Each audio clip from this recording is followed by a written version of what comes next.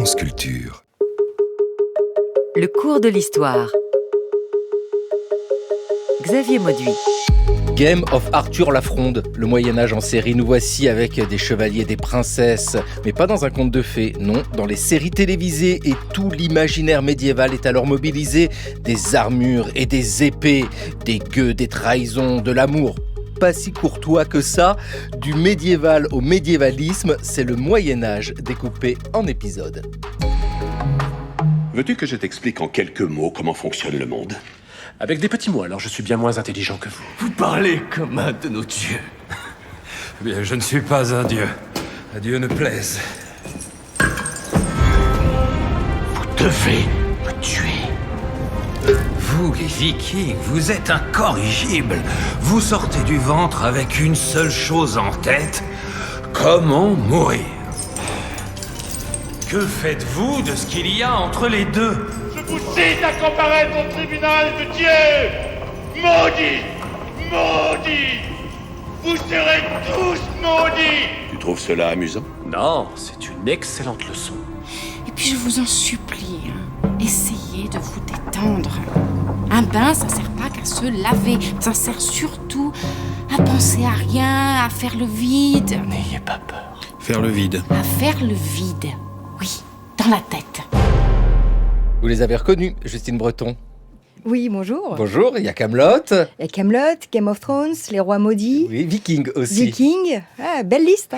Pas mal, hein. Justine Breton, vous êtes maîtresse de conférences en médiévalisme et en littérature comparée à l'Université de Lorraine. Vous êtes l'autrice d'un Moyen-Âge en clair-obscur, le médiévalisme dans les séries télévisées.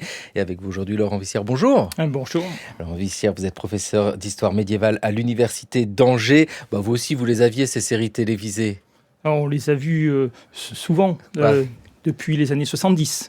Vous les avez vus comment ? Vous les avez vus comme spectateurs, j'imagine, mais aussi comme historiens.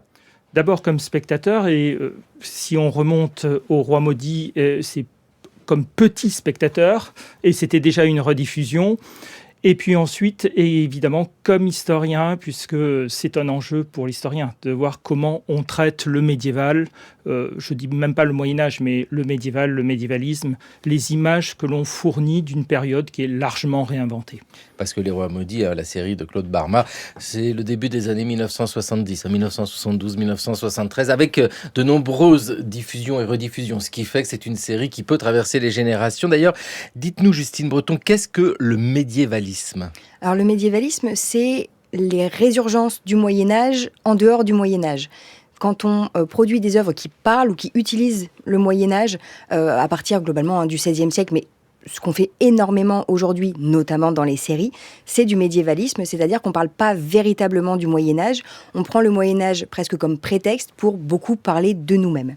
Vous faites un lien en toutes les productions. Alors nous avons la littérature, bien sûr, qui s'empare du Moyen-Âge. Au 19e siècle, on sait combien les romans historiques, oh là là, ça a créé un imaginaire du Moyen-Âge. Il y a le cinéma aussi, puis il y a les séries télévisées. Il y a un lien entre tout cela ? Oui, de fait, c'est des genres qui s'influencent les uns les autres. Et on pourrait élargir encore, on parlait du 19e siècle, mais on sait que le succès de Notre-Dame de Paris de Victor Hugo a contribué aussi aux rénovations de Notre-Dame, au travail de Viollet-le-Duc, etc. Donc il y a vraiment une façon d'infuser le médiévalisme un petit peu partout. Et les gens qui créent aujourd'hui, par exemple, des séries ou des films sur le Moyen-Âge, c'est des gens qui eux-mêmes ont grandi avec tous ces modèles-là, en écoutant de la musique médiévaliste éventuellement, en lisant des BD. Donc c'est des choses qui sont interconnectées.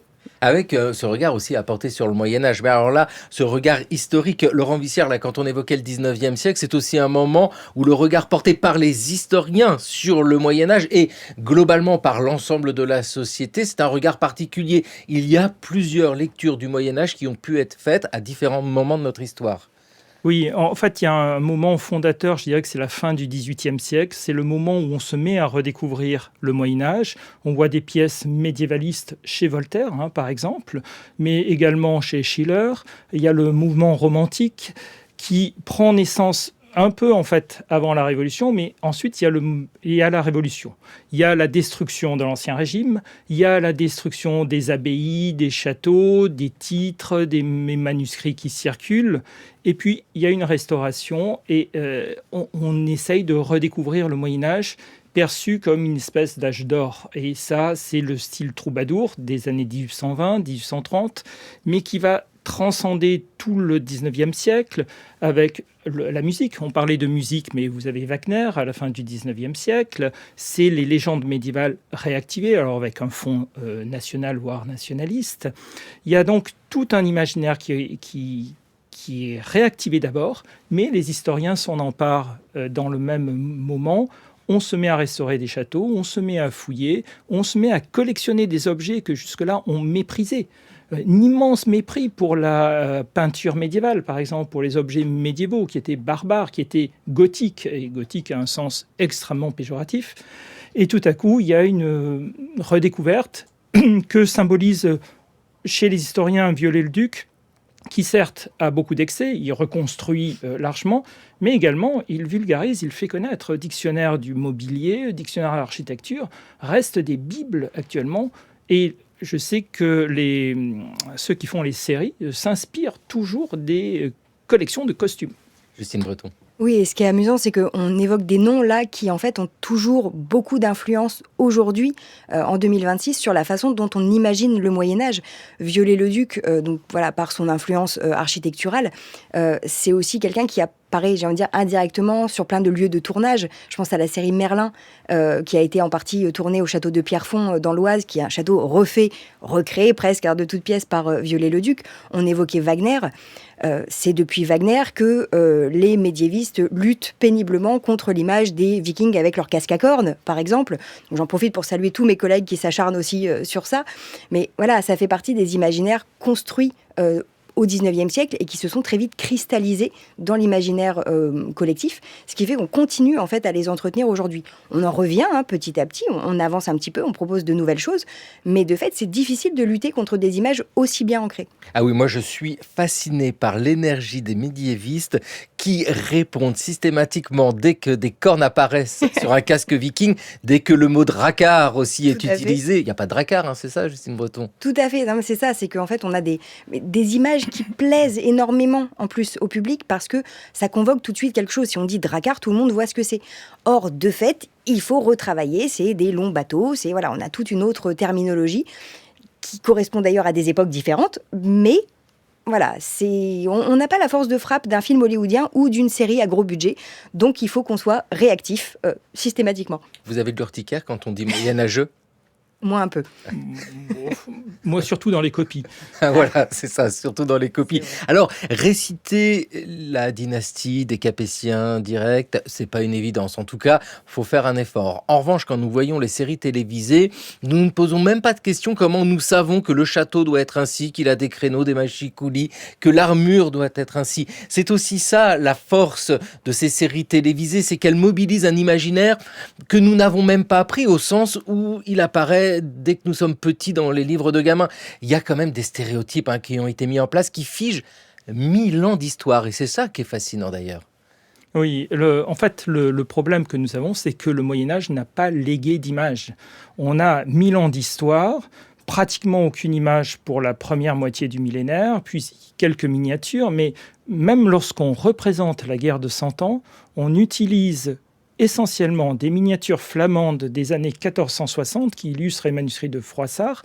Et donc, nous avons tous les combats du XIVe siècle représentés en costume flamand des années 1460. C'est-à-dire qu'il y a un anachronisme déjà majeur. Et même lorsque on pousse le sérieux jusqu'à utiliser une miniature médiévale, en général, elle est anachronique par rapport à ce qu'elle raconte. Et ça, c'est notre problème. Alors que les séries vont nous fournir immédiatement des milliards d'images immédiatement accessibles et qui vont nous impressionner. Parce que finalement, lorsque vous essayez d'imaginer le siège d'un château, qui dans la rue va utiliser une chronique médiévale qu'il n'a pas lue, qu'il ne connaît pas ou qu'il ne connaît que de manière dérivée? Les images qui lui viennent immédiatement, ce sont celles des films, ce sont celles des séries. Donc, on ne peut même pas lutter là-dessus. Non, c'est impossible. Et puis, d'ailleurs, mais ici, nous ne sommes pas là pour juger d'un point de vue historique ces séries. Au contraire, parce qu'elles sont elles-mêmes objets d'histoire et puis du divertissement. Donc, c'est ça qu'il faut rappeler avant tout. Tout à fait. Effectivement, le but de ces séries, ce n'est pas de faire un documentaire. Et d'ailleurs, même les documentaires, on pourrait revenir parfois sur la valeur de fiction que ça peut avoir. Le but, c'est de raconter des histoires, de divertir et, soyons honnêtes, de gagner de l'argent aussi, ce faisant, puisque c'est aussi tout le principe, c'est une économie aussi. Donc, il y a des enjeux qui sont avant tout des enjeux de divertissement, on va raconter une histoire. Et la place de l'histoire médiévale ou de la culture médiévale, c'est secondaire dans tout ça. Il n'empêche que ça peut être des programmes qui vont avoir une influence de fait sur le grand public ou autre, parce que j'ai envie de dire, on est beaucoup de médiévistes à être venus à notre métier, à notre passion pour le Moyen-Âge, par la culture, par la littérature. Moi, j'ai grandi avec Kaamelott, voilà le résultat. Donc bon, on fait ce qu'on peut avec ça, mais de fait, c'est des choses qui vont nous donner aussi le goût d'aller creuser plus loin et d'aller voir la réalité historique, toutes ces recherches derrière la fiction. Alors vous, c'est Kaamelott, donc c'est un Moyen-Âge ancien en transition avec l'Antiquité, parce qu'avec Kaamelott, la série d'Alexandre Astier, nous sommes au 5e siècle, c'est la fin de l'Empire romain, c'est ce monde en transition. Oui, mais dans les premières saisons, on les représente beaucoup avec des armures de plate du 14e, 15e siècle, donc il faut faire une petite gymnastique temporelle quand même. Vous, Laurent Bissière, s'il y avait une série qui vous a marqué ? Moi, je dirais que c'est Game of Thrones, et c'est pas avec elle que je suis allé au Moyen-Âge. Par contre, ça a donné de l'aura aux études médiévales, parce que le nombre de gens qui se sont intéressés au Moyen-Âge grâce à elle est impressionnant. Ah oui Oui, tout à fait.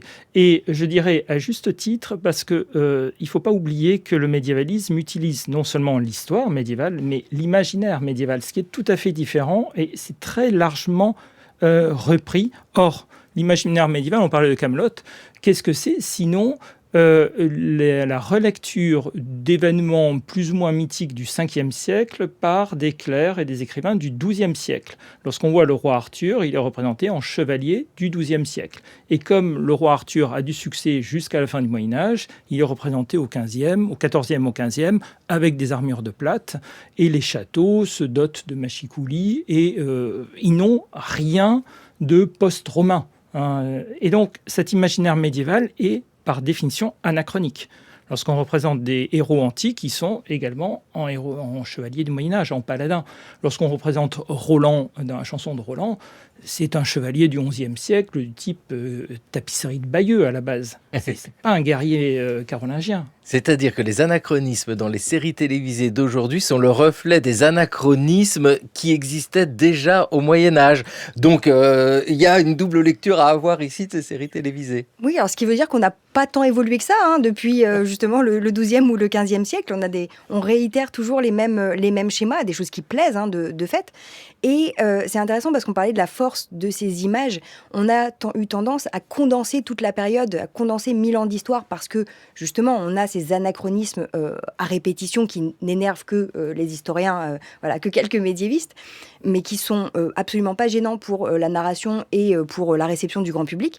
Mais ce qui fait qu'il suffit de quelques images très simples pour donner l'impression du Moyen-Âge. Quelques iconogrammes, pour reprendre les termes de François-Aimé de la Bretèque, ou des réplicateurs dont parlait Gérard Chandès, mais on met quelques créneaux, on met effectivement une armure de plate, on met une épée, et voilà, on est au Moyen-Âge. On n'a pas besoin de beaucoup plus, éventuellement un son de cloche en fond pour vraiment donner cette atmosphère, ce qui fait que le Moyen-Âge, c'est devenu une période qu'on peut résumer à quelques images. C'est très pratique et c'est très facile. Et ça, pour une série qui doit, en plus, un panorama télévisuel qui est de plus en plus concurrentiel, on est sur des séries qui doivent capter l'attention du public tout de suite. Le Moyen-Âge est très pratique pour ça parce qu'en quelques images, on sait tout de suite où on est. C'est le Moyen-Âge, peu importe en fait si on est au 5e ou au 15e siècle. Voilà, et on se moque de l'armure, une armure de plate, c'est-à-dire... c'est, vous savez, les armures avec les grandes plaques de métal, c'est-à-dire pas la côte de maille, par exemple. Voilà, c'est des choses beaucoup plus encombrantes qui se développent plutôt sur la fin du Moyen-Âge. Et vous savez, c'est ce qui fait un peu des bruits de casserole quand les chevaliers se déplacent. Oui, ce sont les armures que l'on voit exposées comme ça, figées, l'armure presque idéalisée. Quelle est la recette d'ailleurs d'un succès? Alors, en série, bien sûr, avec... Cette série déjà évoquée, Les Rois Maudits, réalisée, scénarisée par Claude Barma, d'après le roman de Maurice Druon. Maurice Druon. Barma a eu la très heureuse et ingénieuse idée, d'abord de centrer l'intérêt sur les personnages, sur les conflits humains, qui sont toujours les mêmes. Ce sont des haines de famille, ce sont des luttes pour le pouvoir, ce sont des brouilles, ce sont des amours, et ce sont des trahisons, ce sont parfois aussi des espérances, et également certaines vues de la grandeur nationale. Voilà. Bon, ces choses-là sont permanentes. Alors elles se présentent de différentes manières, évidemment, et sous différents aspects, selon les temps et les époques, mais la couleur locale, ou la couleur temporelle, si l'on veut, elle n'a pas été donnée par des décors. Chose curieuse, que dans les reconstitutions historiques, ce qui date, ce sont les décors. Car on ne faisait pas les mêmes décors du Moyen-Âge en 1920 qu'en 1950. Là, il n'y a pas de décors. Ce sont des tulles. Ce sont des espaces. Et puis, quelques objets, des costumes et surtout des personnages et des caractères, et c'est-à-dire de grands comédiens. Maurice Druon qui s'exprimait en 1990 à propos des Rois Maudits et la série télévisée où, il le rappelle, il n'y a pas de décor majeur au sens où ce sont des univers assez sombres, des fonds noirs et des personnages qui se détachent avec des costumes très colorés. Dans ce que dit ici Maurice Druon, donc brouille, amour, trahison, nation, ça pourrait évoluer dans tous les univers possibles parce que c'est ça qui fonctionne. La spécificité première, quand nous regardons sans suivre la série, juste sur une image, ce sont les costumes souvent qui nous rappellent que nous sommes au Moyen-Âge. Oui, alors pour les costumes, c'est assez amusant ce qu'il a fait.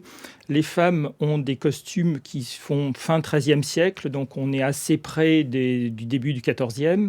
Les hommes ont des costumes des années 1450 et les gardes ont des casques à nasales du type XIe siècle, c'est-à-dire du type Guillaume le Conquérant. Donc il y a déjà 5 siècles d'histoire du costume résumé là-dedans. Alors, pour les décors, je n'en dirai rien, il n'y en a pas, c'est du théâtre filmé. Mais les costumes, si on montre ça à un médiéviste, il peut s'énerver, mais heureusement, il ne s'énerve pas parce que c'est du théâtre. Mais oui, parce que c'est ça, c'est du théâtre avant tout, mais ça donne l'occasion de réfléchir aussi à ce qu'était le costume au Moyen-Âge. Alors, y a-t-il des séries qui tentent d'être au plus près de la période représentée ? Qui tendent, oui. Après, est-ce que ça marche ? Ça, c'est une autre oui, question. C'est une autre question. Mais voilà, on parlait de Kaamelott tout à l'heure. Les premières saisons sont effectivement complètement anachroniques dans les costumes. Et petit à petit, quand la série a eu plus de succès, plus de budget aussi, parce que c'est un élément important, ils se sont permis plus de liberté historique, j'ai envie de dire, au sens paradoxal, où ils sont revenus un peu plus proches avec des tuniques, par exemple, voilà, des choses qu'on pouvait plus porter au 5e siècle. Ils ont délaissé les grosses armures et les costumes qui faisaient un peu trop pas cher, on va dire, pour avoir des choses un peu plus précises. Il y a eu un gros travail sur les costumes, mais parce qu'ils savaient qu'à ce moment-là, ils avaient suffisamment de fans derrière eux pour pouvoir se permettre des représentations qui changent sur le Moyen-Âge. Ils pouvaient se permettre d'amener des choses nouvelles. Bon, puis après, il y a eu les films et c'est encore parti dans une toute autre direction. Mais voilà, il y a des tentatives qui sont faites aussi, mais qui dépendent aussi de ce qu'on veut amener au public et de comment on veut garder le public avec soi. Oui, parce que pour Kaamelott, effectivement, vu le succès tellement mérité de cette série, il n'y avait plus besoin de convaincre que nous étions au Moyen-Âge et donc les clichés n'étaient plus aussi nécessaires que par le passé dans l'ensemble de ces séries. Effectivement, Laurent Bissière, on le voit bien, ce qui importe, c'est le succès au sens où spectateurs, spectatrices doivent rester accrochés à la série et peu importe les artifices, même si l'anachronisme ne passerait pas si d'un seul coup on s'en détachait. C'est un jeu délicat où il faut à la fois respecter l'attente des gens, mais en même temps pouvoir garder une marge de liberté. C'est dans ce schéma-là qu'il faut aller avec toujours la synthèse du Moyen-Âge, ces 1000 ans réduits en fait par l'image en quelques clichés. Oui, mais vous voyez ce qu'on dit. On dit un costume de la Renaissance, un costume du Moyen-Âge, un costume du XVIIIe siècle. Pour n'importe quelle période, pratiquement, on se limite à un siècle, ce qui est déjà trop large. Mais pour le Moyen-Âge, un costume du Moyen-Âge, ça ne veut rien dire. C'est 1000 ans. Et je dirais qu'il y a 2 éléments à prendre en compte, c'est l'anachronisme et la cohérence. Est-ce que nous avons des scènes cohérentes en soi ? Alors d'accord, Kaamelott représente soi-disant le 5e siècle, mais si tous les personnages portent une tenue du XIVe siècle, on a une cohérence interne. Si vous prenez Les Rois Maudits, eh bien, il n'y a pas de cohérence interne sur les costumes. Ça ne gêne personne, hein, bien sûr. Je dirais que la série la plus saisissante, à mes yeux, c'est Game of Thrones, où il y a une cohérence seconde moitié du XVe siècle, qui est très grande quand même, hein, malgré tout. Pour les armes, c'est plutôt pas mal. L'ambiance, c'est la guerre des Deux Roses, la guerre anglaise des Deux Roses. Et pour une série de fantasy qui ne se prétend anhistorique, je trouve qu'il y a beaucoup plus de cohérence que dans bon nombre d'autres séries. Mais bon, Justine n'a pas l'air d'accord. Non, je nuançais effectivement en t'écoutant, puisque on a aussi une différence temporelle qui est marquée par les costumes dans Game of Thrones, puisqu'on a par exemple les personnages qui vont être sur le continent d'Essos, qui est le continent au sud-est. Il est marqué beaucoup plus proche de l'Antiquité, donc on va avoir des costumes qui font plus anciens, alors encore une fois avec notre prisme contemporain placé dessus, et des robes magnifiques pour Daenerys Targaryen et des choses comme ça. Mais on a aussi l'idée que ce continent-là est plus ancien, ancré dans des anciennes traditions, c'est là où il y a encore de la magie, etc. Alors que sur le continent de Westeros, tu le disais, effectivement, on a une forme de cohérence à peu près globale sur l'ensemble des royaumes. Oui, parce que dans Game of Thrones, c'est vrai qu'il y a ce jeu, je ne sais pas si je dis une bêtise, mais tout un univers géographique est lié à l'Antiquité, où on retrouve le colosse de Rhodes, on retrouve le phare d'Alexandrie. D'ailleurs, le ciel est très bleu et il y a la mer, il y a de la couleur. Quant au nord, beaucoup plus sombre, beaucoup plus terne. Là, nous sommes dans un univers médiéval avec des châteaux. Et c'est là où on va retrouver les grosses armures et les grosses épées. C'est ça, et ce fameux filtre qu'on a énormément dans les séries médiévalistes, ce fameux filtre grisâtre ou marron à peu près, il y a l'idée qu'au Moyen-Âge, tout était gris, tout était terne, et il a fait de la pluie pendant 1000 ans. Donc non, mais c'est l'image qu'on a. Laurent Wissière. Oui, alors, on peut en discuter, mais à mon avis, il y a aussi d'autres nuances que l'on peut apporter. Par exemple, au sud, on a les Dothrakis, qui ressemblent fortement à des Mongols, tout à fait actifs au XIIIe, XIVe siècle. On a des civilisations qui rappellent l'Andalousie arabe médiévale. Même les Fernets qu'on rapproche des Vikings, à mon avis, ressemblent beaucoup plus aux frères des Victuailles, c'est-à-dire aux écumeurs des mers du nord, c'est-à-dire de la Frise, des côtes orientales, septentrionales de l'Allemagne actuelle. Et il y a une pluralité de mondes qui ne sont pas si anachroniques que ça. Évidemment, le colosse de Rhodes et les pyramides, ça nous rappelle d'autres univers. Mais enfin, des pyramides, il y en a à cette époque-là, si on va chez les Aztèques et les Mayas. Hein. Donc, aussi. Il y a justement une diversité géographique qui n'est pas forcément anachronique et incohérente en soi. Avec un regard que vous pouvez porter sur ce filtre qu'évoquait Justine Breton, qui est un classique, hein. La même scène avec un filtre lumineux, nous nous trouvons dans l'Antiquité, et puis il faut un peu de boue quand même, un petit peu de gris, et pourquoi pas de la pluie pour être au Moyen-Âge. C'est une idée qui a été déjà énoncée par Georges Duby, qui évoque le XIe siècle, où il dit que les hommes sont gris sur une terre grise, sous un ciel gris, enfin une vision tout à fait apocalyptique du Moyen-Âge. Et puis, il y a une espèce d'éveil de l'Occident dans cette grisaille de l'aube, en quelque sorte, des âges obscurs, hein, pour reprendre une expression anglo-saxonne. On parle beaucoup d'âge obscur pour le Moyen-Âge en entier ou pour l'Angleterre du milieu moyen, de la fin de l'Antiquité et du début Moyen-Âge. C'est ça, c'est qu'on a des historiens qui ont utilisé cette expression de Dark Ages, les âges sombres, pour définir justement cette période entre fin de l'Antiquité et le début du Moyen-Âge, mais notamment parce que c'est une époque où on avait peu de sources, on a beaucoup moins conservé de sources que ce qu'on peut avoir sur le milieu ou la fin du Moyen-Âge. Donc c'était une époque sombre au sens où on n'arrivait pas à faire la lumière dessus.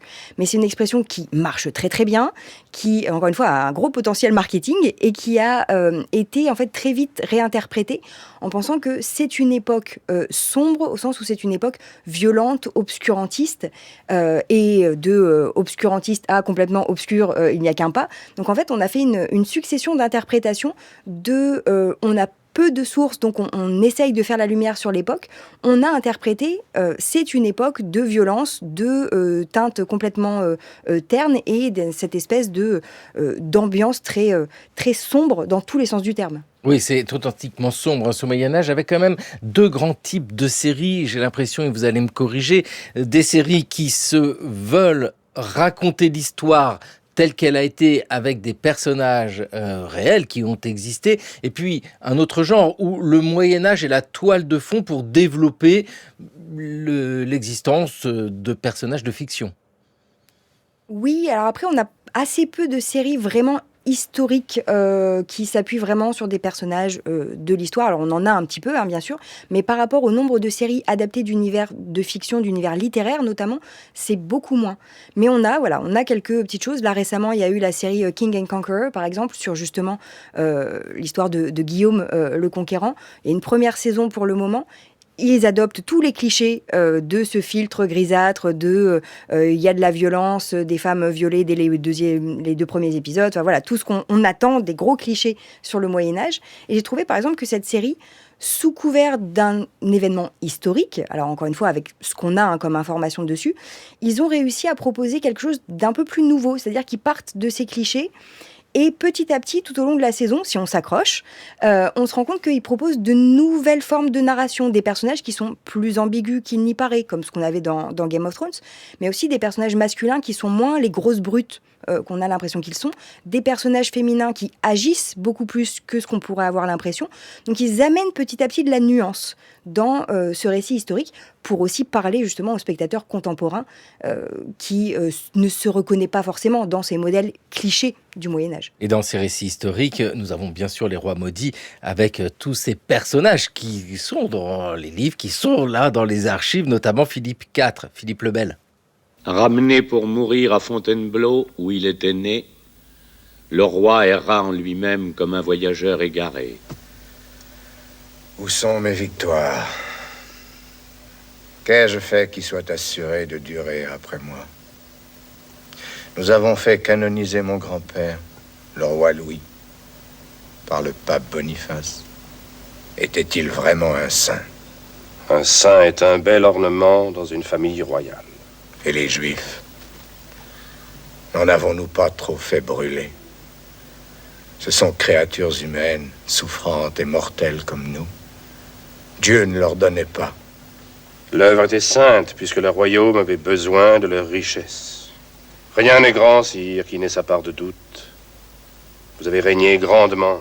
D'un royaume partagé, vous avez fait un pays qui commence à n'avoir qu'un seul cœur. Partout on crie. Partout on se plaint du renchérissement du blé et de la modicité des salaires.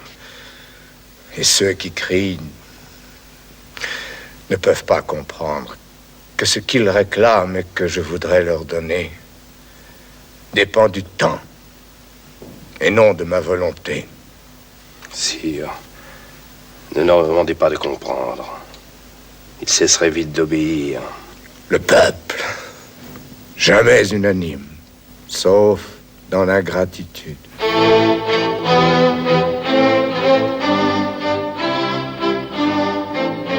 Philippe le Bel, mort en 1314 dans Les Rois Maudits. Laurent Wissière, voilà, là par exemple, on a un moment d'histoire, alors reconstitué, fictionnalisé, mais ici, l'auteur, alors que ce soit Maurice Druon ou Claude Barma, scénariste de la série, s'appuie sur le travail des historiennes, des historiens, des sources aussi, pour construire ce discours.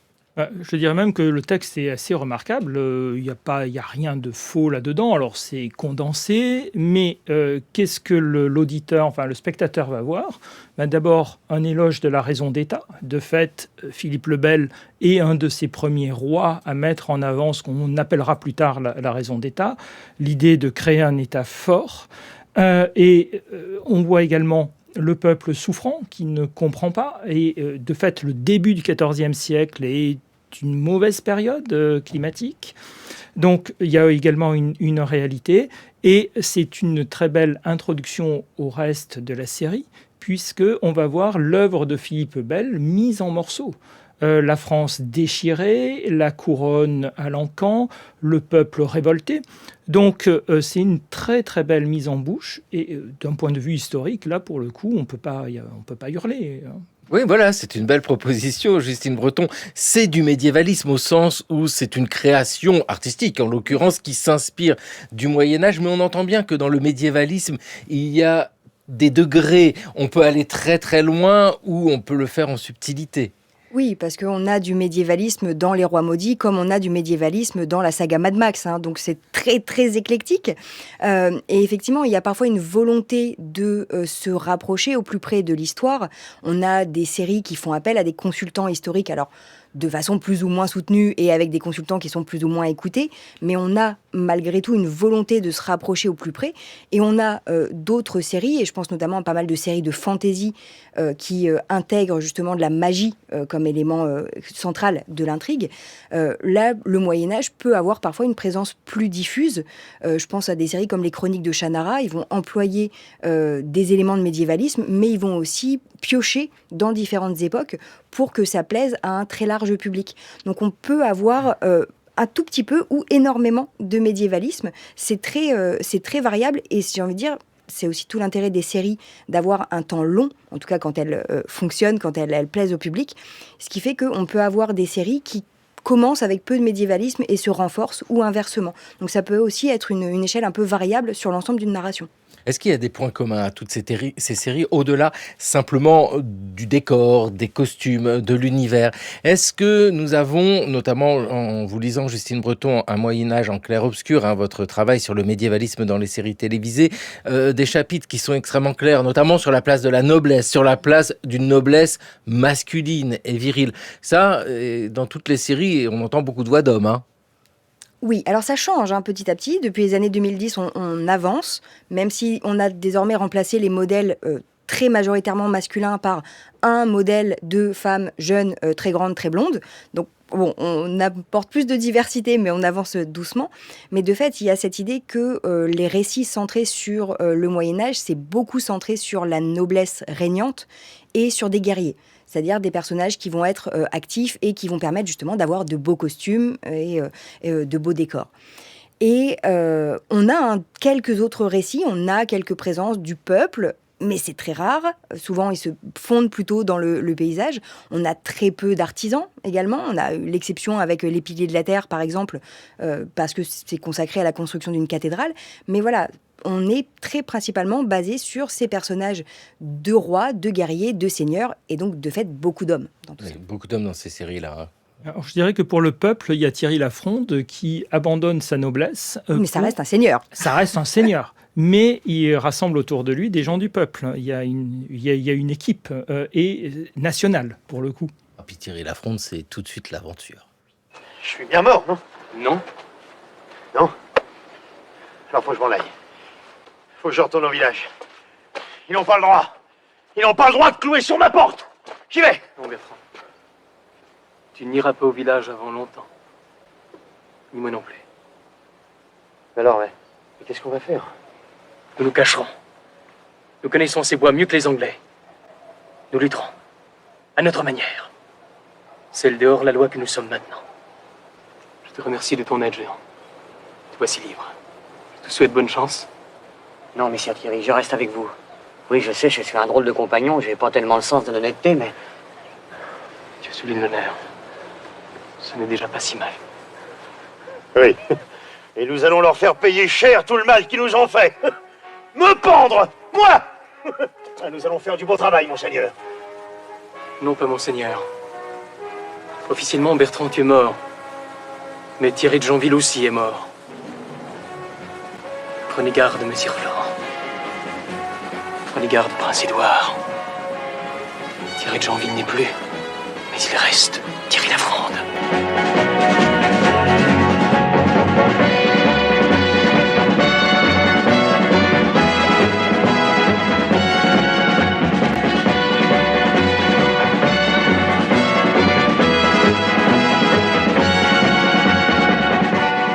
Jean-Claude Drouot et Thierry Lafronde dans la série télévisée des années 1960. Thierry Lafronde, c'est un peu notre Robin des Bois à nous. Robin des Bois d'ailleurs, Justine Breton, vous étiez intervenue dans le cours de l'histoire pour l'émission Robin des Bois sur les traces d'un brigand au grand cœur, émission à retrouver, à podcaster sur franceculture.fr et l'appli Radio France. Laurent Vissière, Thierry Lafronde, émotion bien sûr. Oui, enfin, ouais, je sens le bémol. C'est quand même pas ma génération. Ah bah non. Vous me vieillissez. Non, je vais pas vous vieillir tant que ça, mais ça a été rediffusé plein de fois. Écoutez, même moi, je l'ai vu. Donc... À vrai dire, je préfère la parodie des Inconnus à Thierry Lafrance. Thierry Lafrance. Mais il y a un contexte. Thierry Lafronde, on est au début des années 60 et le premier épisode montre que les Anglais viennent de brûler un village, donc c'est Oradour, et c'est un éloge de la résistance. Très clairement, donc, les spectateurs avaient en tête une autre histoire qui n'est absolument pas médiévale.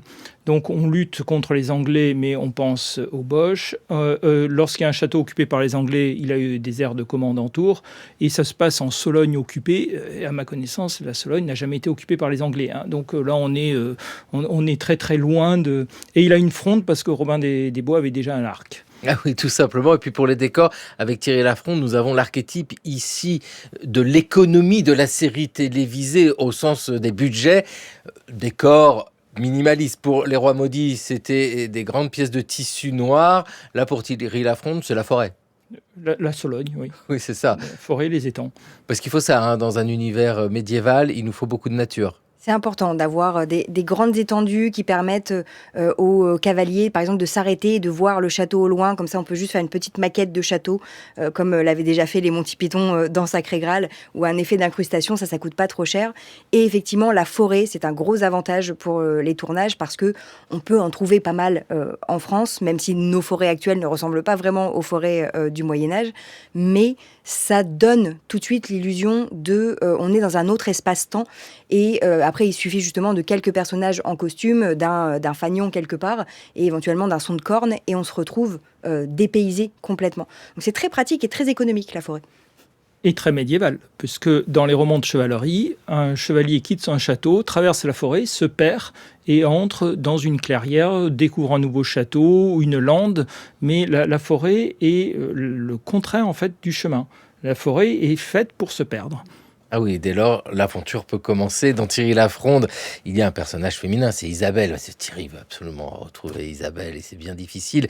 Ici, nous sommes vraiment dans l'archétype de l'imaginaire de ce que peut être l'amour courtois, c'est-à-dire la princesse est dans son château, elle est prisonnière et il faut un proche chevalier. Alors là, en l'occurrence, c'est Thierry de Janville, dit Thierry Lafronde, qui aimerait bien la délivrer.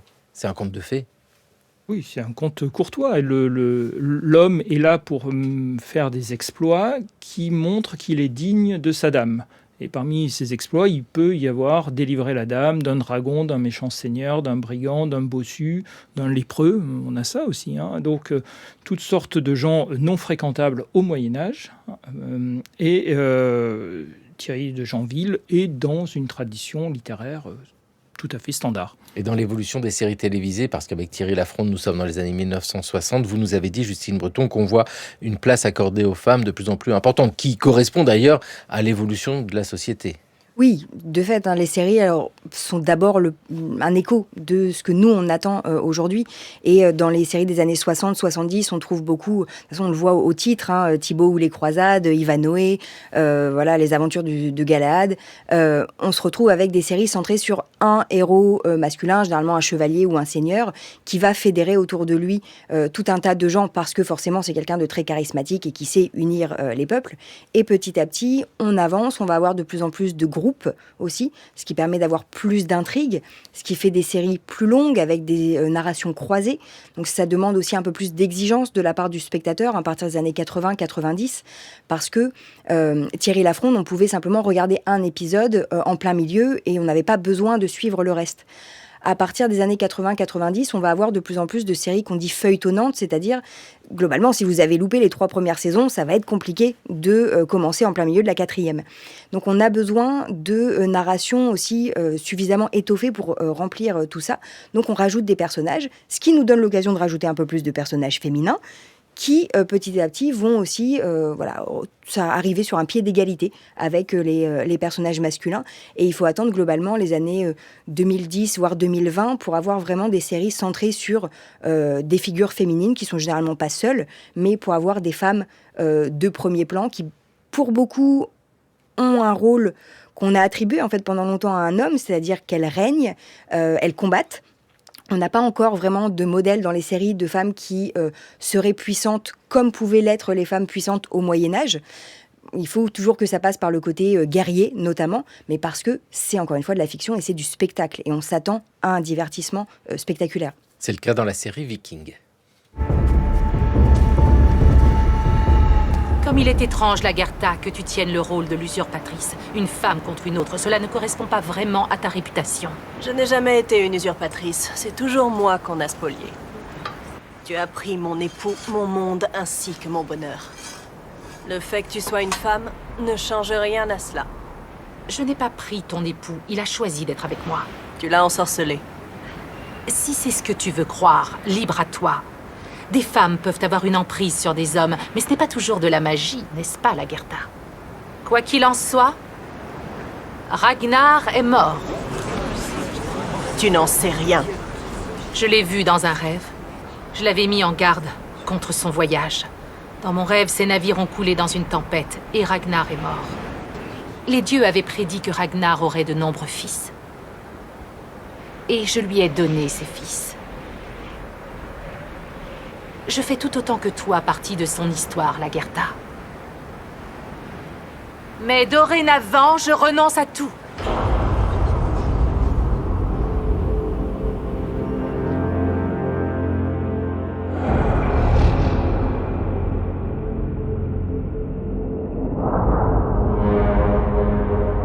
Dans la série Viking, saison 4, Ragnar est mort. Lagertha devient reine. Laurent Vissière, c'est la temporalité ici de la série télévisée qui nous permet de saisir aussi la force de ce vecteur de médiévalisme et non pas de l'histoire du Moyen-Âge. Ça, je l'entends bien.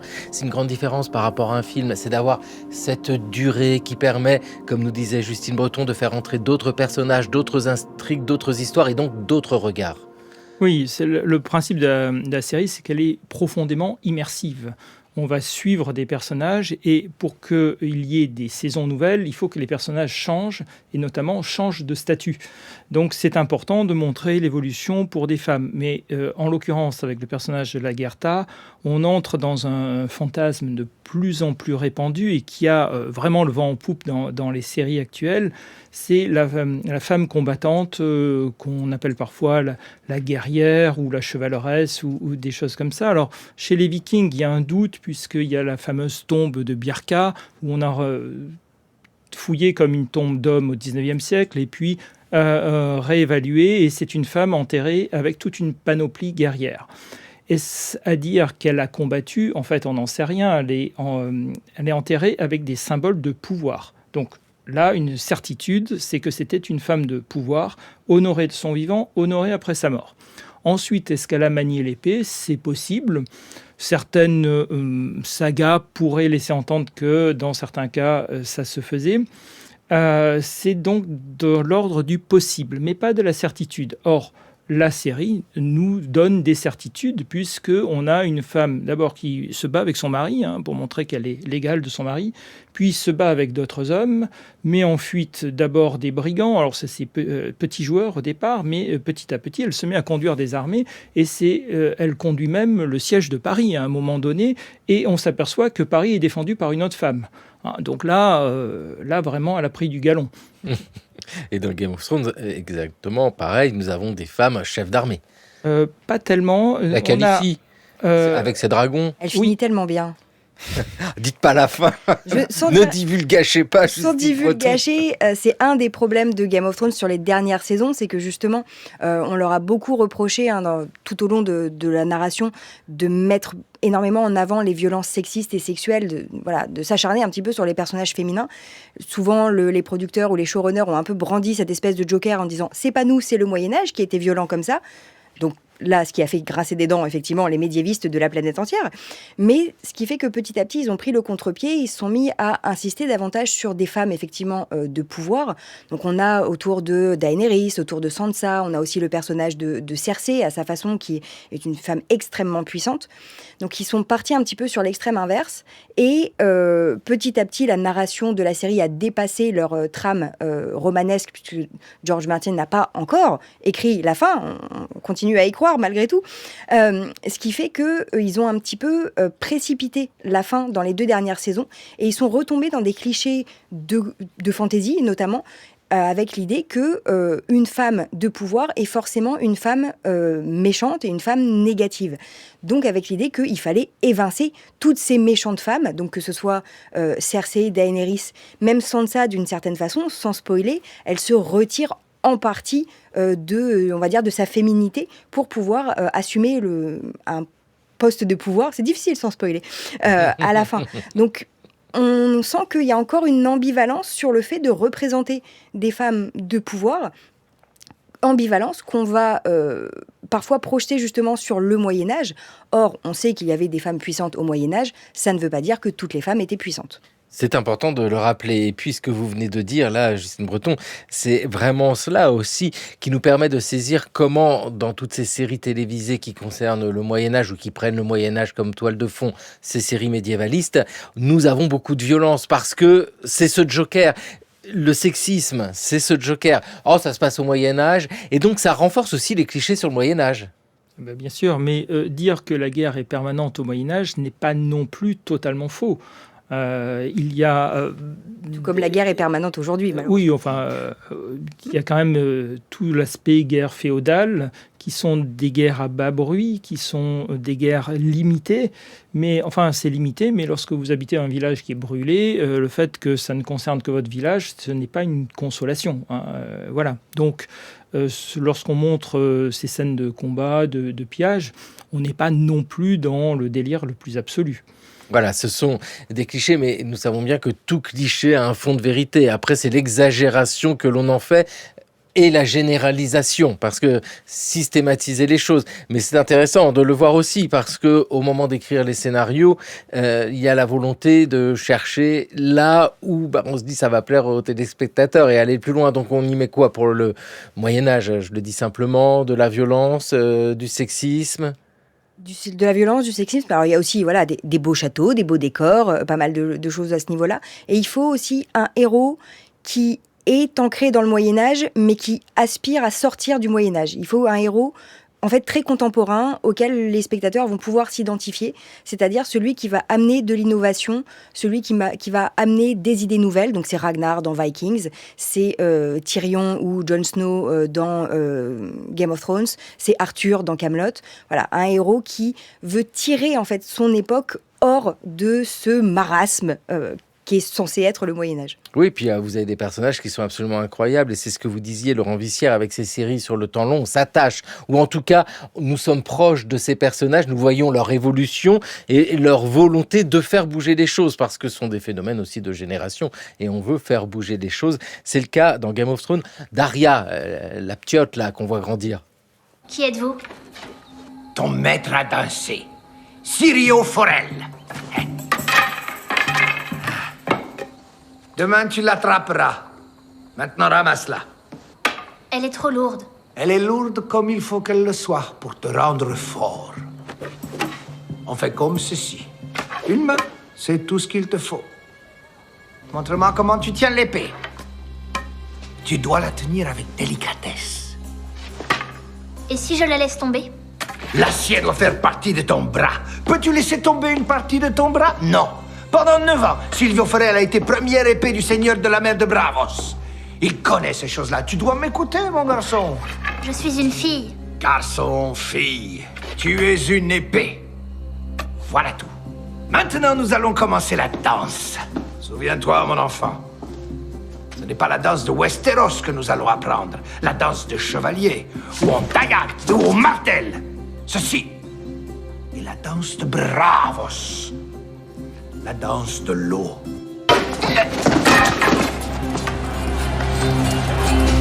Un cours d'épée que reçoit Arya Stark. Arya, donc, c'est une gamine du Nord et qui vit dans un château où il y a de la neige et où il fait froid. Le Moyen-Âge n'est pas loin. Et là, elle se retrouve au sud, dans un palais très lumineux avec des grandes fenêtres et un maître d'armes italien qui a un tantinet, un petit air de Renaissance. Laurent Vissière, ça, ici, des personnages comme ça qui jouent sur les codes. On est entre deux mondes et en tant que spectateur, on n'est pas obligé de les comprendre, mais nous recevons tout cela et ça nous raconte une histoire qui est plaisante parce qu'elle mobilise quelque part dans notre cerveau des choses que nous avons croisées à l'école, peut-être dans les livres d'histoire ou dans d'autres séries. Et c'est pas du tout choquant, cette scène. Nous avons des maîtres d'armes italiens avec des traités d'escrime italiens au XVe siècle. Et le fait qu'une fille apprenne l'escrime est envisagé dans ces traités. Donc c'est pas absurde du tout, et on a quelques cas de femmes qui visiblement savent manier plus ou moins l'épée. Le problème, je dirais, c'est l'escrime dans les séries.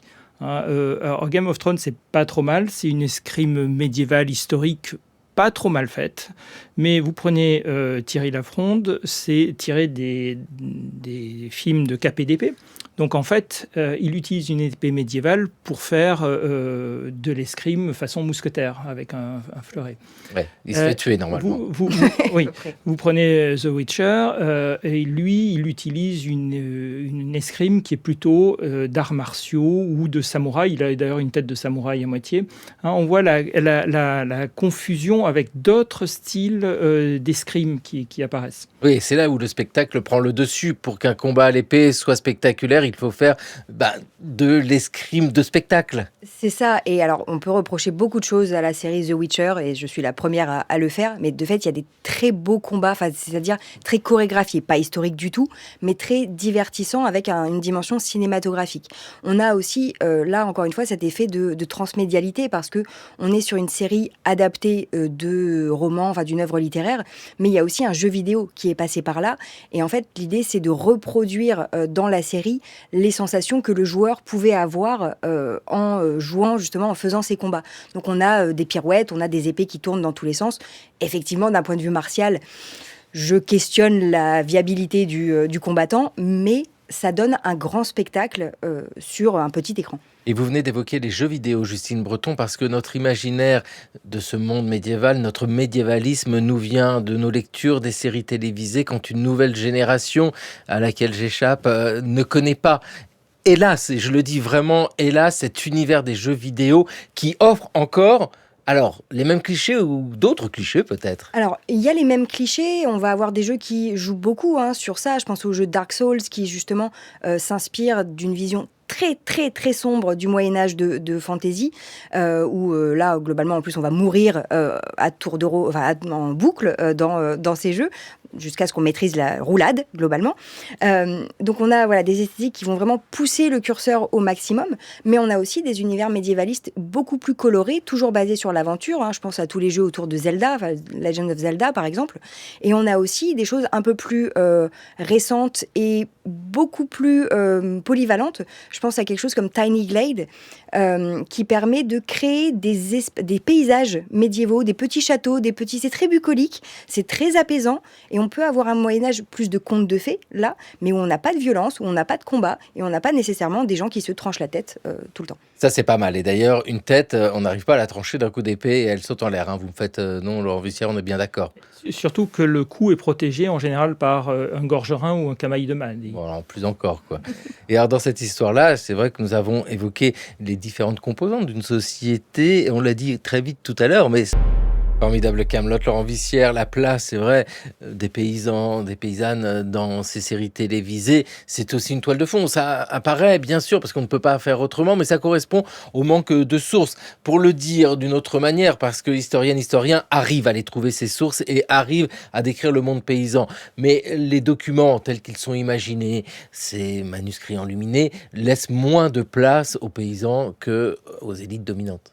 Bien sûr, on les voit moins, les paysans, mais il faut surtout voir qu'on est toujours dans la tradition littéraire médiévale, où les romans de chevalerie montrent le monde vu d'en haut, vu du haut d'un canasson pour le chevalier, vu du haut d'un donjon pour le seigneur. Donc il regarde en haut et il méprise viscéralement les gens qui courbent l'échine pour toucher la terre. Le paysan est méprisable. Dans les romans de chevalerie, ils apparaissent très peu, ou sont perçus comme des monstres. Chez Chrétien de Troyes, il y a une paysan, on n'est même pas sûr que ce soit un homme. C'est tout à fait symptomatique. Et ensuite, lorsqu'il brûle les villages, il trouve ça amusant parce que il y a un chroniqueur qui dit à un moment, là, on brûle les villages, ils ont des toits de chaume, on dirait qu'ils le font exprès pour être brûlés. Là, nous sommes au XVe siècle. Et on dit que Bayard est un bon chevalier parce que lui, quand il quitte un village, il ne met pas le feu à la maison où il a dormi. Donc, c'est présenté comme une exception. Donc, ça donne une idée de l'ambiance et du mépris dans lequel on tient les classes inférieures et surtout les classes paysannes, ceux qui touchent la glèbe, les cutéreux. Et puis dans cette lecture, nous avons des séries télévisées, nous le voyons bien, ce sont tous les échos aux préoccupations contemporaines. Ça vaut pour les séries télévisées, mais ça vaut pour tant d'autres créations culturelles qui font que cela fonctionne. Et Kaamelott fonctionne ainsi. Là, quand on entend la misère paysanne évoquée au temps de Kaamelott, c'est un écho à d'autres préoccupations d'autres temps. Oui, alors on en profite pour embrasser Serge Papagali, qui interprète le rôle de Guettenot et qui est fabuleux dans ce rôle. Mais effectivement, c'est l'écho là à tout un tas de... Alors il y a eu des révoltes paysannes au Moyen-Âge, mais c'est quelque chose qu'on connaît toujours aujourd'hui parce qu'on a toujours des préoccupations très fortes qui, de fait, ne nous quittent pas véritablement. Il faut toujours penser à ne pas oublier ce monde paysan. Merci en tout cas vivement à tous les deux parce que déjà ça nous donne envie de voir ou de revoir ces séries télévisées, mais avec tout ce que vous nous apportez en plus et cette légitimité de ces séries comme objet culturel, ça nous donne envie aussi de redécouvrir Bayard que vous venez de citer parce que Laurent Wissière, vous êtes co-auteur avec Benjamin de Ruel de l'énigme Bayard, une figure emblématique, ça c'est clair, une figure européenne de l'humanisme guerrier. C'est aux presses universitaires François Rabelais et Justine Breton. Bien sûr, il y a votre Moyen-Âge en clair-obscur, le médiévalisme dans les séries télévisées. Merci beaucoup à vous deux. Merci. Prochain épisode dans le cours de l'histoire d'Anton Abbey, Peaky Blinders, The Crown, portrait de la nation anglaise. Maintenant, la reine va recevoir l'onction. C'est le moment le plus fervent, le plus solennel et aussi le plus sacré de toute cette cérémonie. Alors pourquoi nous ne le voyons pas? Parce que nous sommes de simples mortels. The Crown, dans le cours de l'histoire sur France Culture, une émission réalisée par Thomas Beau et Cassandre Puel, à la technique Jean-Guilain Meige. Émission préparée par Jeanne Delecroix, Raphaël Laloum, Jeanne Copet, Sidonie Lebeau, Joseph Segel et Maïwen Guizhou. Cette émission et toutes les précédentes sont à écouter, à podcaster sur franceculture.fr et l'appli Radio France.